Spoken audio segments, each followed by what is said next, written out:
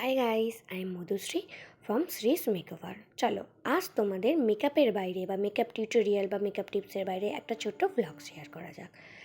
তো চলো ভিডিওটা স্টার্ট করা যাক, কারণ আমার মনে একটু অন্য ভিডিও দেওয়া উচিত। তো ফার্স্টে আমি এখানে আসার সময় দেখি হঠাৎ করে এরা মানে আমাদের পাড়ার মহাপুরুষ আর মহারানী দুটো এখন থেকেই রোদ পোহাতে শুরু করে দিয়েছে। তো চলো এগোনো যাক। তো দেখো আমরা এসে পড়েছি। হ্যাঁ, তোমাদের সাথে তো ভিডিওটা কি করে মানে এখানে কি করে এলাম সেটা তোমাদের সাথে দেখানোই হলো না। অ্যাকচুয়ালি আমাদের বাড়ি থেকে এখানে আসার জন্য একটা টোটো ধরলেই চলে আসি, কারণ এই জায়গাটার নাম হচ্ছে হাওড়া ময়দান। হাওড়া ময়দান হচ্ছে সেই জায়গাটা যেখানে নতুন একটা মেট্রোর লাইন চালু হয়েছে, মানে গঙ্গার নিচে দিয়ে যে মেট্রোটা স্টার্ট হয়েছে সেটা এখান থেকেই উঠতে হবে। চলো প্র্যাঙ্কটা বলি। দেখো এখানের ফাঁকা জায়গাটা দেখতে পাচ্ছ? হ্যাঁ, এই জায়গাটা নিয়েই আমরা প্র্যাঙ্ক হয়েছি। অ্যাকচুয়ালি এখানেই আমাদের সবথেকে বড় শাড়ির একটা বাজার বসে। বাজার বলো, হাট বলো, যাই বলো সেটা বসে, যেখানে অজস্র দোকান থাকে।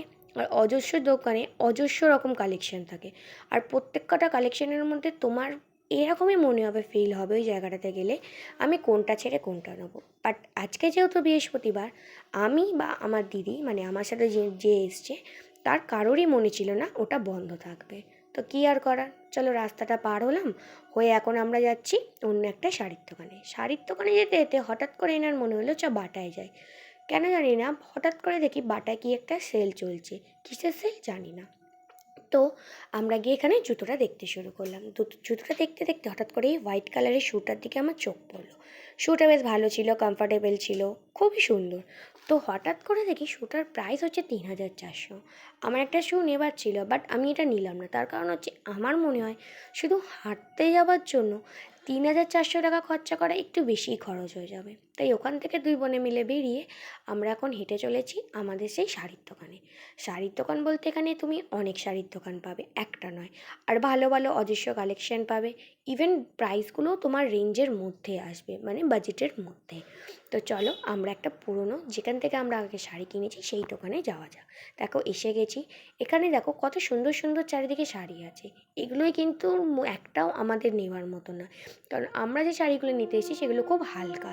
আর এখানে সব যে শাড়ির কালেকশন আছে সেগুলো দেখছি হঠাৎ করে বিয়ে বাড়িতে যাওয়ার, পার্টি ওয়্যার বা কাউকে গিফট করার এরকম ধরনের শাড়ি। তো কাকুকে বলতে কাকু আমাদের কয়েকটা শাড়ি বার করে দিল ঠিকই, বাট এগুলো আমাদের মনে হলো যে না, দেওয়ার মতো না। তার মধ্যে এই অরেঞ্জ কালারের শাড়িটা আমার ভালো লেগেছিলো। এর পিঙ্ক কালার যদি পেতাম আমি নিয়ে নিতাম, কারণ আমাদের প্রেফারেন্স পিঙ্ক কালার। আর এই যে তাঁতের শাড়িটা দেখছো, এই শাড়িটা বড্ড বেশি বয়স্কদের হয়ে যাচ্ছে, মানে যাকে দেওয়া হবে তার এতটাও এজ নয় যে এই তাঁতের শাড়িটা দেওয়া যাবে বলে। তো সেখান থেকে বেরিয়ে আমরা আর একটা দোকানে এলাম যেখানেও আমরা আগে শপিং করেছি। তো দেখো এই গ্রিন কালারের শাড়িটা কি সুন্দর না? আমার খুব পছন্দ হয়েছিল, বাট কোনো ওকেশন নেই বলে আমি শাড়িটা নিইনি। তারপর দোকানের বাকি শাড়িগুলোও আমি একটুখানি কালেকশানটা দেখাচ্ছি, কারণ এই দোকানটা আগের দোকানের থেকে একটু ছোটো বলে আমি ঠিক করে তোমাদের কালেকশানটা দেখাতে পারছি না। তারপর কাকুকে বলতে কাকু আমাদের প্রেফারেন্স মতো দুটো শাড়ি বার করলো, কারণ কাকু জানে আমরা কী শাড়ি নিতে পারি। তো সেই জন্য আমি এই পিঙ্ক কালারের শাড়িটা দেখছো, বেবি পিঙ্ক কালারের, এই শাড়িটা কত বায়না করলাম, কিনে দিল না। লাস্টে এই পিঙ্ক কালারের শাড়িটা নিয়ে বাড়ির দিকে রওনা হলাম। দেখো শাড়িটা নিয়ে নিয়েছি।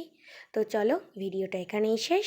তো এবার আমরা বাড়ি যাই। তো যারা ইউটিউব থেকে দেখছো তারা প্লিজ লাইক, শেয়ার, সাবস্ক্রাইব করে দিও। যারা ফেসবুক থেকে দিচ্ছ লাইক, ফলো করে দিও। তো দেখা হবে আবার একটা অন্য কোনো নতুন ভিডিওতে। ওকে, বাই।